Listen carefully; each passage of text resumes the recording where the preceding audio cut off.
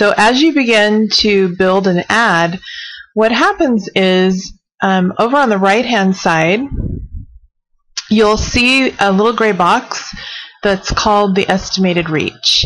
And in that estimated reach, that number is what is determined by the criteria that you choose under targeting.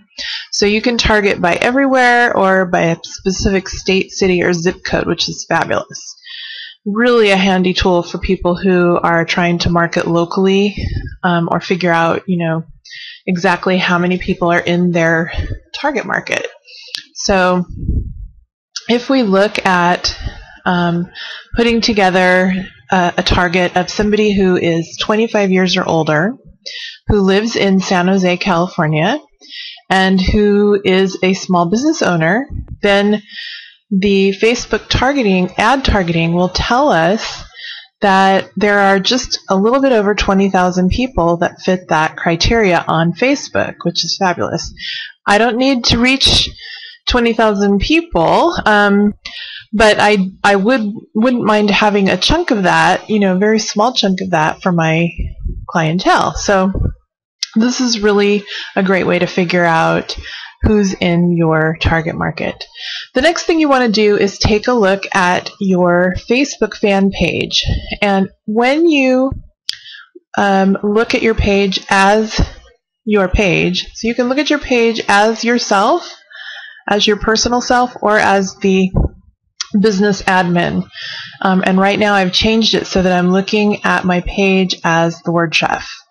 And under the likes, I can click on any of the people who have just liked my page and go to their profile and learn more about them. And this person has a business called Social Marketing Planet. So I've liked their page as Word Chef, and now I'm going back to their personal profile and learning that they are local to me in the Bay Area. I'm going to look at all the other things that they like. So here we have their music tastes, their movie tastes, what they like to watch on television, the different activities that they participate in when they're not working, and some other interests, which are really great. This is giving me some fabulous insight into who this person is and what other types of information that they're following. So you can see here, this person has an interest in photography and WordPress, which is great. So a lot of overlap with the kinds of things that I do as the Word Chef. You can look and see their friends. It's a great tool for diving in and seeing more about who they are. Now, the other thing that you're going to want to do is take a look at their posts. What are they talking about? What kinds of things do they post on Facebook? So this will tell you the kinds of things that they're concerned about. What kind of causes do they care about?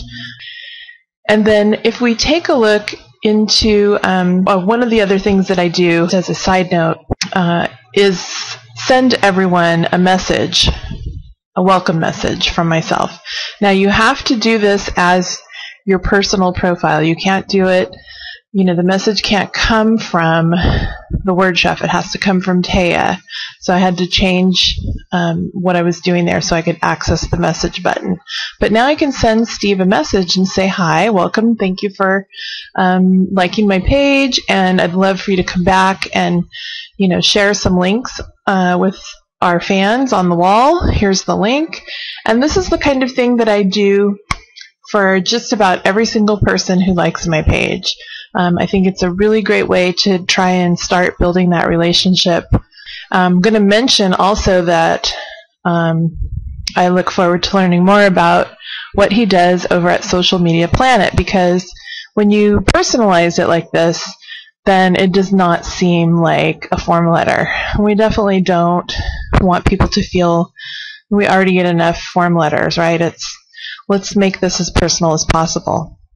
Now, you're not going to be able to send a message to everyone because of privacy settings on Facebook. So if somebody has really locked down their profile, it's very possible that you won't be able to see anything about them or send them a message unless you're friends with them first. So just a little bit of a warning.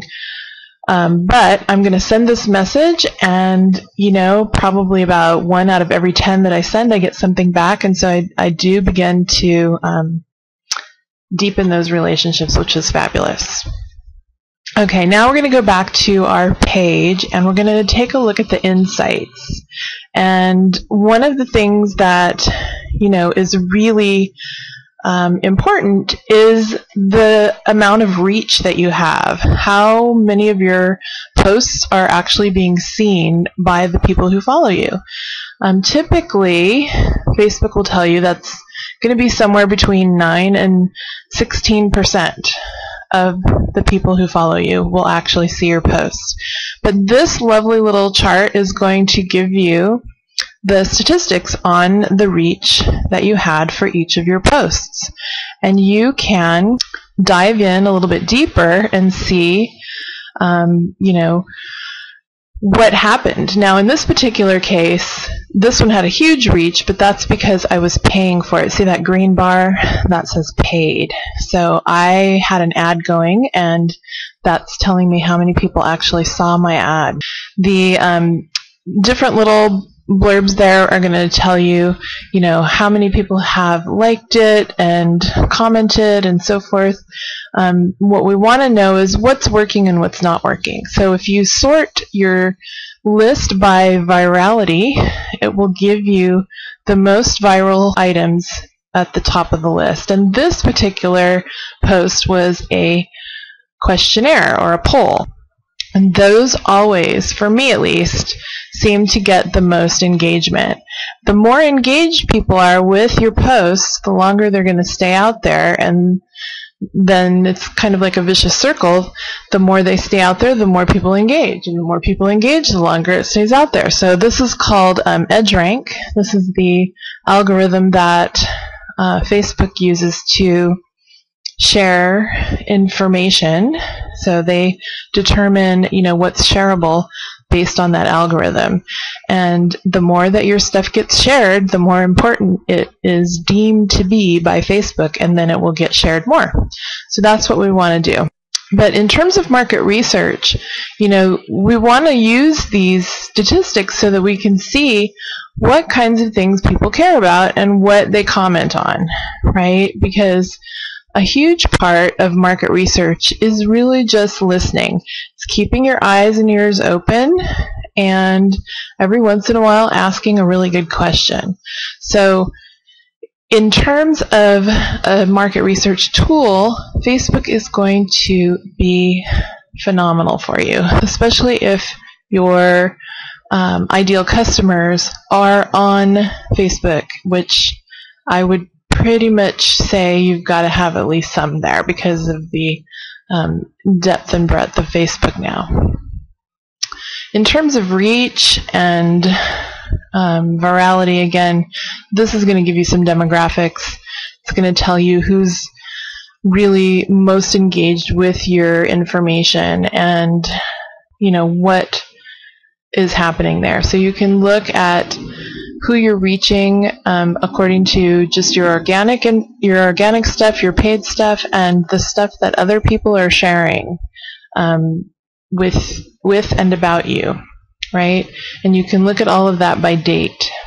So if we look at all of these different things, it might seem like a jumble, but you really want to start asking questions like, what does this mean? So if I have all these page views, we want to look at the highs and the lows. What did I post that day? And why is it so high? Right?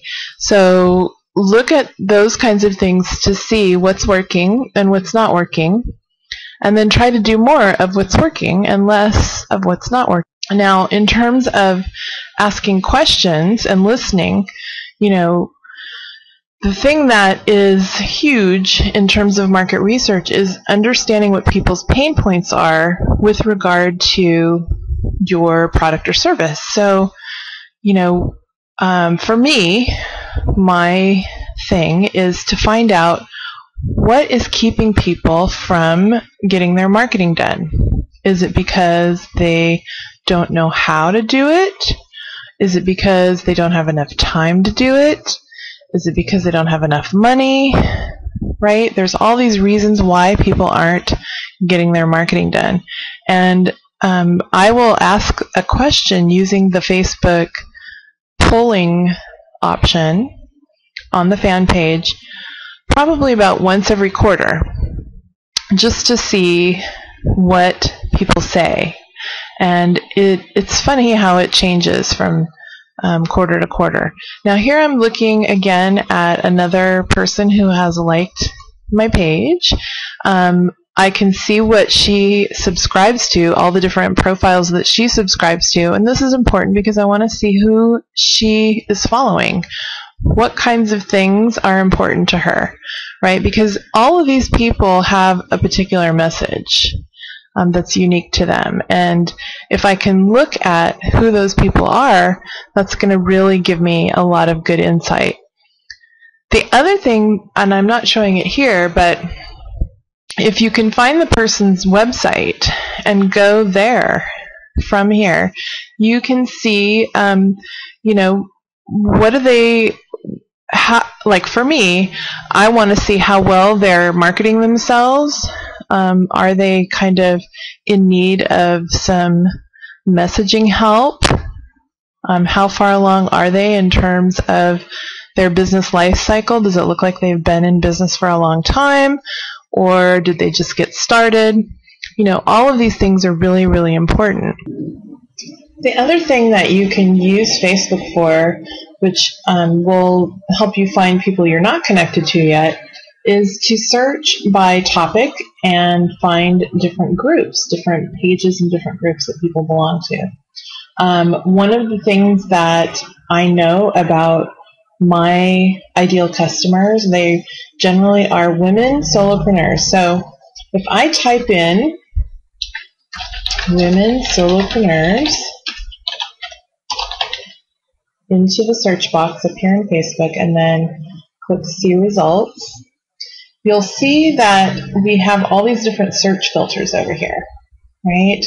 One of the things I'm looking for specifically are groups related to women solopreneurs. Now, since it didn't come up with anything, I'm going to change this to entrepreneurs and see. Now, here we have some pages and some groups. So here's the Women's Entrepreneurs Club. The reason that I like groups better than pages is because they're very interactive. People have conversations with each other rather than just having it be a page for an organization. And this is a great tool for networking. So here we can see there's 517 members here, 37 photos. It looks like there's definitely some interactivity because people are having back and forth here. And if we see this, you know, the description, looks like it's all resonating with me a lot. So I'm going to go ahead and ask to join the group. Okay, now over here on the left you'll see I have a whole bunch of groups that I belong to, and actually if I click the More button, this will show you all the groups that I belong to. These particular groups are great because they're going to connect you, usually if you didn't start them yourself, with people that you're not necessarily friends with.